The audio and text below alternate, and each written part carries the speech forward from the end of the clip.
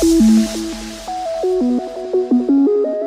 B part of the question required the candidates, so that is question 5B, explain the procedures,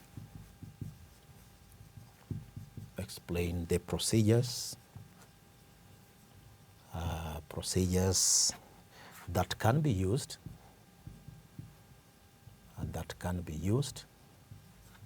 explain the procedures that can be used by the public service,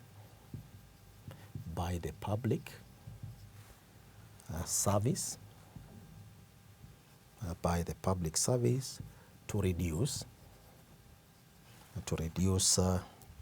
disputes with its employees. Disputes with its employees. This question attracted 5 marks.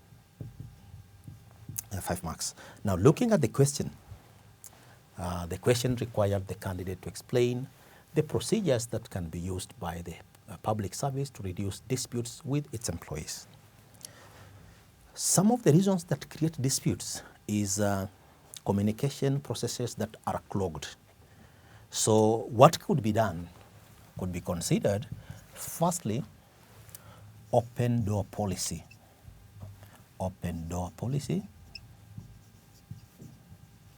The public service organizations could adopt an open door policy where organizations who have any issues that they need to raise with management could be allowed to present this information without having hindrances, so that they are free without reprisals to be able to articulate their issues, and if there were any disputes, they can be clarified and those problems sorted out. Secondly, involvement in management. Employees could be involved in the management of the public sector organizations or public service organizations. When decisions have to be made, workers can be represented by their union officials or by a group of members, or being made part of a project or part of a team, so that whenever decisions are being made, workers are informed of what is going on, and once these come out, workers are well aware of the processes, and by so doing, this can also help in avoiding or reducing disputes between the public service and its employees. Thirdly, competitive remuneration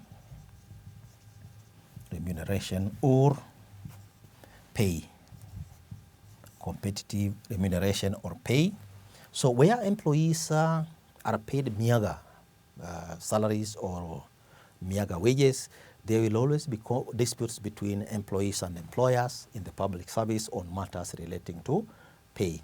So if employees can be paid competitive remuneration or pay, then such employees will have reduced disputes for agitation in relation to issues relating to pay and rewards. Fourthly, employee training and development. Employee training and development. In some instances, disputes occur because employees do not have the requisite skills, they do not have a proper development